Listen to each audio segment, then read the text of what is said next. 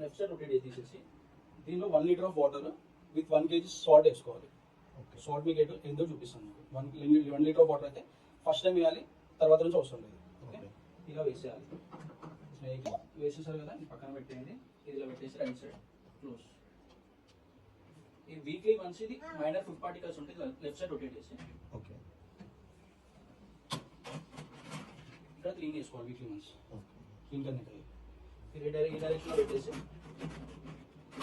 Right side ఏమున్నా కూడా vessels లా పెట్టేయచ్చు, ఎలా అయినా పెట్టేయచ్చు. కింద మీద కూడా పెట్టేయచ్చు. ఇక్కడ డిటర్జెంట్ వేసుకోవాలి. టాబ్లెట్ టైప్లో డిటర్జెంట్ ఉంటుంది. టాబ్లెట్లు కరగట్లేదు, అందుకే డిటర్జెంట్ వేయచ్చు. డిటర్జెంట్ చూపిస్తాం.